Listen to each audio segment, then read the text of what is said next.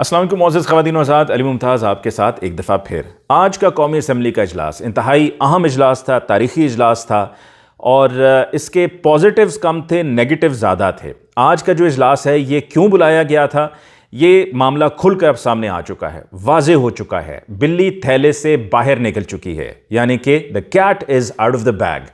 इस इजलास को बुलाने का मकसद क्या था और ये जो कानून साजी आज हुई है, इसका आने वाले दिनों में, हफ्तों में, महीनों में इसके क्या असरात मुरतब होंगे और असल साजिश क्या है और वो साजिश बेनकाब हो चुकी है, वो मैं आपके साथ शेयर करूँगा। साथ ही साथ चीफ़ जस्टिस याह्या अफरीदी साहब जो रिसेंटली अपॉइंट हुए as chief justice of Pakistan, seniority पे तीसरे नंबर पे थे, लेकिन उनको तीसरे नंबर से चीफ़ जस्टिस बना दिया गया, तो उन पर भी अब दबाव डालने के लिए तैयारी कर ली गई है हुकूमत की तरफ से। और वो दबाव किस तरह से डाला जाएगा वो भी आपके सामने मैं वाजे कर दूंगा। और इसी में कानून साजी में एक कानून साजी इस्लामाबाद हाई कोर्ट को भी लेकर हुई है।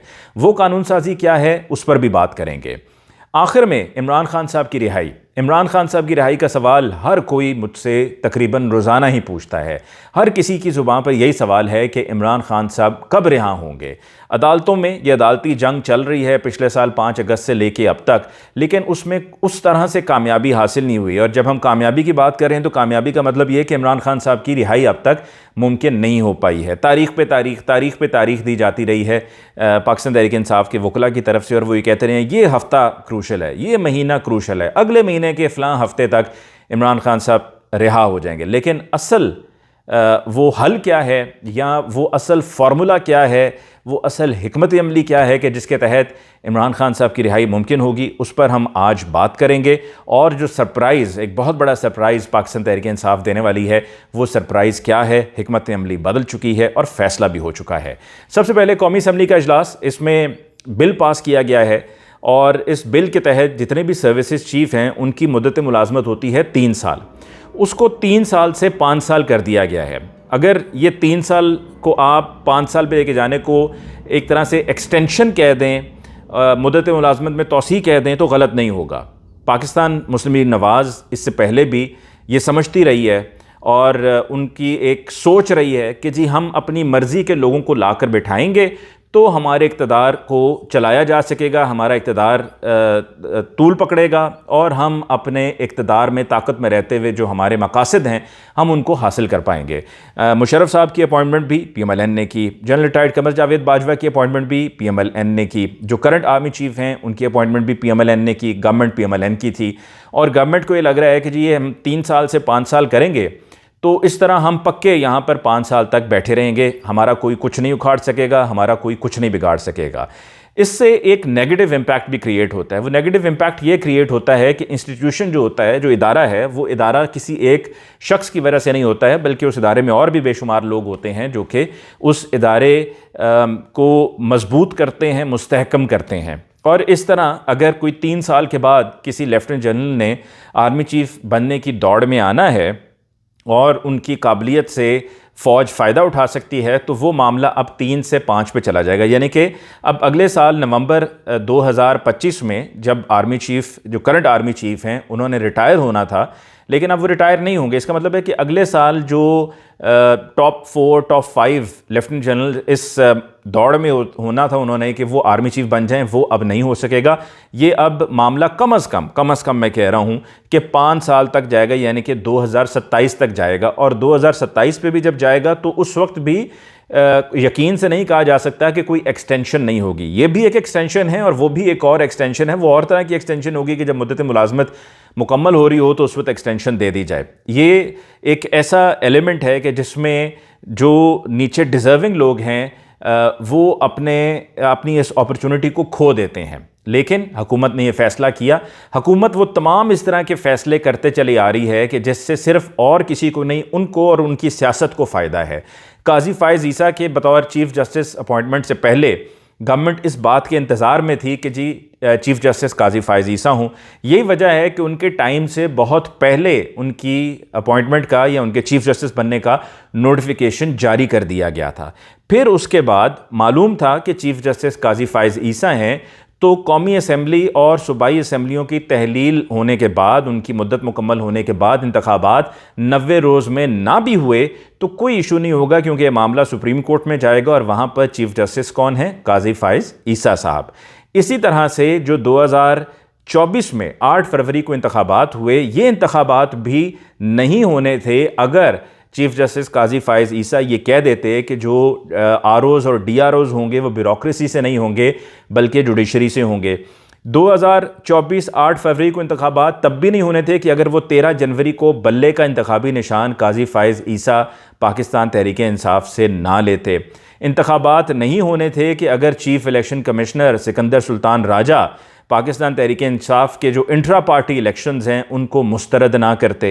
और उस मुस्तरद होने के दौरान जब समाअत होती रही तो पीटीआई के वकला से, पीटीआई के नुमाइंदगान से ये कहा जाता रहा इलेक्शन कमीशन ऑफ पाकिस्तान में मुस्कुराते हुए कि आप ख़ास लोग हैं, सिर्फ इसी वजह से आप ही की पार्टी के इंट्रा पार्टी इलेक्शंस पर सवाल उठाया जा रहा है। इसी तरह से काजी फाइज ईसा के ही होते हुए और कई ऐसी जबरी गुमशुदगियाँ हुई, इंसानी हकूक़ की खिलाफ वर्जियाँ हुई, इंतज़ार पंजोता को उठाया गया और दीगर वकला को उठाया गया। फिर जो नैब कानून में तरमीम थी जिसको कलअदम करार दिया गया था उसको भी अप होल्ड किया, किसने किया? काजी फाइज ईसा ने किया।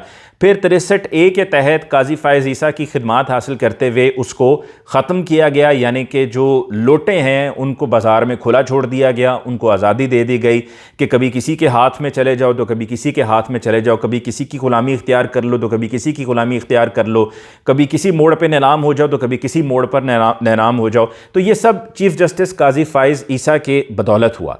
इसी दौरान जो इस्लामाबाद हाई कोर्ट के 6 जजेज़ ने ख़त लिखा था, ये सब उस प्लान का हिस्सा था। और उस प्लान में ये भी शामिल कर लें कि मियां नवाज शरीफ पाकिस्तान वापस तभी आए जो प्लेटलेट्स ठीक करने के लिए गए थे और उनको महीने के बाद वापस आना था, लेकिन वो 4 साल के बाद वापस सिर्फ तभी आए कि जब चीफ जस्टिस कौन थे? काजी फाइज ईसा। इस्लामाबाद हाई कोर्ट के जजेज़ ने ख़त लिखा, अपने तहफ़्फ़ुज़ात का इजहार किया, लेकिन उस पर कोई हिलजुल नहीं हुई, उसका बिल्कुल भी नोटिस नहीं लिया गया।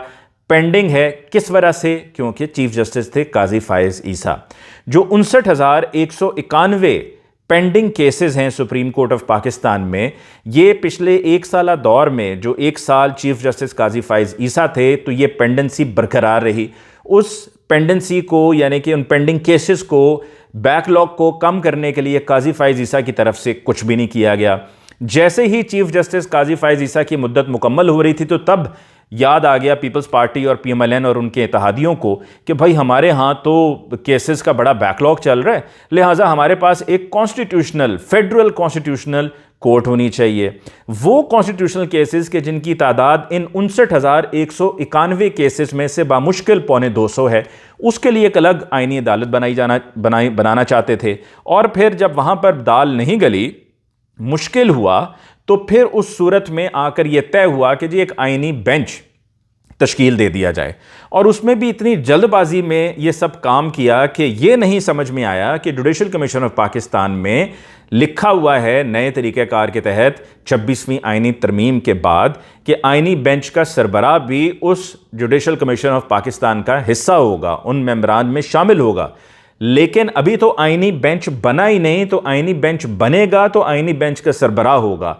और अगर आईनी बेंच बना ही नहीं और आईनी बेंच का सरबराह भी नहीं, तो फिर जुडिशल कमीशन ऑफ पाकिस्तान कैसे मुकम्मल हो सकता है, जिसका इजलास, अहम तरीन इजलास कल होने जा रहा है। और ये जैसा कि मैंने आपसे कहा कि वो जो 6 जजेस के थे, लिखा गया ख़त था, उस पर कोई उस पर एक्टिविटी नहीं हुई, उसका बिल्कुल भी नोटिस नहीं लिया गया। और यही वजह है कि अब इस्लामाबाद आज जो कानून, जो बिल पास हुआ है कौमी असम्बली में, उस पास करदा बिल में यह भी कहा गया है कि जी इस्लामाबाद हाई कोर्ट में भी केसेस की बड़ी पेंडेंसी है, तो यही वजह है कि वहाँ पर उसको 9 से 12 कर दिया जाए तादाद, यानी कि इस्लामाबाद हाई कोर्ट के जजेस को 9 से 12 कर दिया जाए ताकि वो पेंडिंग केसेस कम हो जाएं।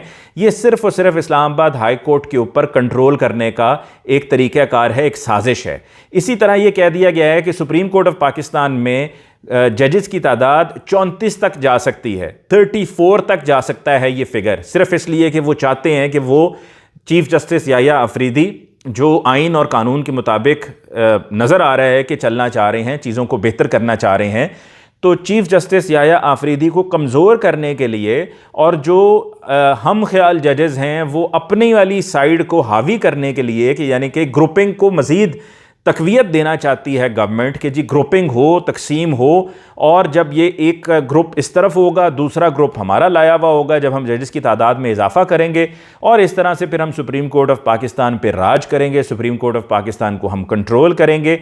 यानी कि वो तमाम तर ऊंचे हथकंडे इस्तेमाल किए जा रहे हैं कि किसी ना किसी तरीके से सुप्रीम कोर्ट ऑफ पाकिस्तान पे कंट्रोल हो जाए, चाहे वो जुडिशल कमीशन ऑफ पाकिस्तान के ज़रिए आइनी बेंच की तश्कील हो, चाहे वो चीफ़ जस्टिस की अपॉइंटमेंट के लिए भी अब सियासतदान अपॉइंटमेंट वो करेंगे। और फिर ये आपने बिल पास करके तादाद में जो इजाफा किया उसमें यह कि आप अपनी मर्ज़ी के जजेस को लेकर आएंगे। जहाँ पर आप ये कहते हैं कि जी वकला हमसे शिकायत करते हैं, बार हमसे शिकायत करती है कि जी इतने केसेस पेंडिंग हैं, तो खुदारा ज़रा जाके वो लाखों केसेस का तो जवाब दें जो निचली अदालतों में है। असल मसला तो निचली अदालतों में है, ऊपर सुप्रीम कोर्ट ऑफ पाकिस्तान में तो सिर्फ 59,191 केसेस हैं। बाकी जो निचली अदालतें हैं वहाँ पर लाखों की तादाद में पेंडिंग केसेस हैं। उनकी पेंडेंसी को ख़त्म करने के लिए आपकी तरफ से कुछ नहीं किया गया, क्योंकि आपकी तवज्जो सिर्फ और सिर्फ अपने इक़्तिदार पर है और अपने इक़्तिदार के बचाव पर है और अपने लिए सहूलतकारी पर है। अगर आप वाकई जेन्युइनली अवाम का सोच रहे हों तो फिर आप वो जो निचली अदालतों में मामलात हैं पेंडिंग, आप उसकी बात करेंगे। आखिर में जी इमरान खान साहब की रिहाई, इमरान खान साहब की रिहाई बात की जाती रही है कि जुडिशरी के ज़रिए होगी, अदालतों के ज़रिए होगी, लेकिन अब इमरान खान साहब की अहलिया बुशरा बीबी साहिबा और उनकी बहन अलीमा खान साहिबा की तरफ से भी कह दिया गया है कि सिर्फ अदालतों में हम वक्त ज़ाया कर रहे हैं, वकला भी वक्त ज़ाया कर रहे हैं। इमरान खान साहब की रिहाई सिर्फ और सिर्फ एहतजाज के ज़रिए होगी, और अगर एहतजाज नहीं होगा तो ये केसेस को इसी तरीके से चलाते रहेंगे। ये केसेस ख़त्म होंगे तो कोई नया केस बना देंगे, वो केस ख़त्म होगा तो कोई एक और केस बना देंगे। और इमरान खान साहब को डील की एक दफ़ा फिर पेशकश की गई है और इमरान खान साहब ने उस डील को मुस्तरद कर दिया है। इमरान खान साहब से कहा कि जी ठीक है, आप खामोश होने की ज़मानत दे दें, गारंटी दे दें तो आपको रिहा कर दिया जाएगा, वरना फिर वो वहाँ पर जनरल फैज़ हमीद के बयानात को बुनियाद बनाकर आपको मिलिट्री कोर्ट में लेकर जाया जाएगा और आपको मिलिट्री कोर्ट से, फ़ौजी अदालतों से आपको सज़ाएँ होंगी, जिस पर इमरान खान साहब ने उसको एक्सेप्ट नहीं किया, मुस्तरद कर दिया है। और पाकिस्तान तहरीक इंसाफ का जो अब बड़ा प्लान है, जो बड़ा प्लान पाकिस्तान तहरीक इंसाफ का सामने आ चुका है, वो है 9 नवंबर का, और ये सरप्राइज़ होगा। जो स्वाबी जलसे की बात हो रही है कि 9 नवंबर को स्वाबी में आगे का लाहे अमल बताया जाएगा और फाइनल कॉल दी जाएगी एहतजाज के लिए, तो वो मैं आपको अभी से बता दूं कि वो सरप्राइज़ बहुत बड़ा सरप्राइज़ होगा। और पाकिस्तान तहरीक इंसाफ ये सीख चुकी है कि जब पाकिस्तान तहरीक इंसाफ पहले से ऐलान करके निकलती है कि फ़लाँ तारीख को फ़लाँ मकाम पर जलसा है, तो पहले तो उन जलसों की इजाज़त नहीं मिलती, इजाज़त मिल जाती है तो मिलने के बाद मनसूख कर दिया जाता है, और अगर फिर भी इजाज़त मनसूख नहीं की जाती और वैसे की वैसी इजाज़त रहती है बरकरार, लेकिन इतनी रस्ते में रुकावटें खड़ी कर दी जाती हैं कि लोगों के लिए पहुँचना मुश्किल ही नहीं, नामुमकिन भी हो जाए। तो लिहाजा पाकिस्तान तहरीक इंसाफ ने ये देखते हुए, और फिर खंदकें जिस तरह से खोदी गई और सड़कों को तोड़ा गया, आंसू गैस की शेलिंग हुई, गिरफ्तारियां हुई, लोगों के घरों पे छापे मारे गए, तो पाकिस्तान और कंटेनर लगा लगा के इस्लामाबाद शहर को कंटेनरिस्तान बना दिया था, तो कंटेनर टाउन बना दिया था, कंटेनर सिटी बना दिया था। तो लिहाजा उस सब का तोड़ अब पाकिस्तान तहरीक इंसाफ ने यह तय कर लिया है कि 9 नवंबर को सरप्राइज़ होगा, और 9 नवंबर को जो ये सरप्राइज़ है ये स्वाबी से दिया जाएगा, और सरप्राइज़ ऐन मुमकिन है कि यही हो कि वहीं स्वाबी से इस्लामाबाद की तरफ मार्च होगा। ये फ़ाइनल कॉल होगी, फ़ाइनल मार्च होगा। भरपूर तैयारी से पाकिस्तान तहरीक इंसाफ निकलने का फ़ैसला कर चुकी है, क्योंकि पाकिस्तान तहरीक इंसाफ की लीडरशिप और बिलखुसूस इमरान खान साहब की अहलिया और उनकी बहन अलीमा खान साहिबा की तरफ से कैटेगोरिकली कह दिया गया है कि रिहाई और किसी तरह से मुमकिन नहीं, सिर्फ़ और सिर्फ एक हल है, एक रास्ता बचा है, और उस रास्ते का इख्तियार, उसका चुनाव सिर्फ इसलिए इस वजह से भी किया गया है कि अदालतों से कोई रिलीफ नहीं मिल रही और वकला भी सारे आपस में तकसीम हो चुके हैं, ठंडे पड़ चुके हैं। और वो वकला जो कभी पहले हुआ करते थे माजूल जजेस की बहाली के लिए जब तहरीक चलाई गई थी, वो तब का दौर था। अब के वकला जो हैं वो सिर्फ अपना सोचते हैं, अपने मफाद का सोचते हैं, अपने प्लॉटों का सोचते हैं, अपने ग्रुप का, जो सियासी ग्रुप है बाहर का, उसका सोचते हैं, इसके अलावा और कुछ नहीं। इसके साथ ही मुझे अली मुमताज़ को दीजिए इजाज़त। अल्लाह ने के बान।